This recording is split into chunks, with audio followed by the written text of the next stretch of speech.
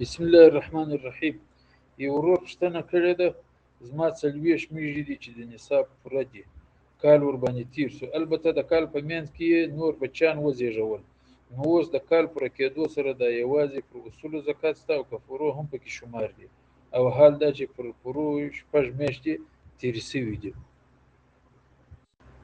د کال په بین کې دغه کم چې مال حاصل شوی دی، دغه مال مستفاد چې هم جنس دی، هغه هم په هغه مال کې شاملیږي چې د کال د شروع څخه موجوده ولو. یعنی که چیرې اوس مثلا دغه میږي دي او د میږي بچیان د کال په مابینځ کې زیات ولو، نو هغه هم په دغه نصاب کې شمارل کیږي. د کال په اخر کې به بیا د په مابینځ کې چې پیدا شوي دي د هغه هم زکات ورکول کیږي، او د کال د شروع دغه د ورکول کیږي چې ورکول کیږي.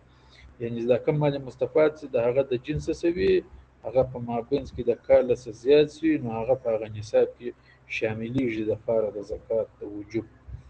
فرد مختار جلد نمبر اووم صفحه نمبر 40 کې عبارت والمستفاد ولو بهبة او ارث وسط الحول يضم الى نصاب من جنسه.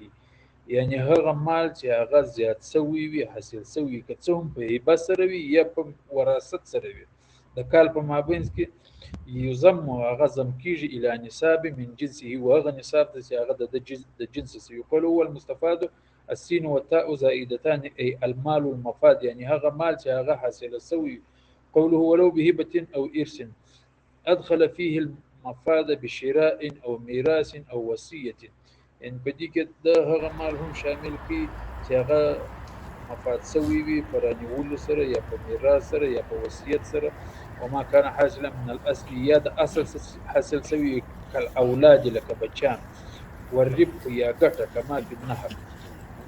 نو ګوره دغه رد مختار د عبارت څخه دغه معلومیږي چې د کال په مابینځ کې چې کوم مال مفاد سي یعنی حاصل سي، هغه په هر صورت سره چې وي، نو که هغه بچیان وي د هغه میږو څخه یا د یو چا د طرفه څخه په وراثت کې درته میلاو سي، یا د چا د طرفه څخه په هبه کې درته میلاو سي، یا په رانیولو سره درته میلاو سي.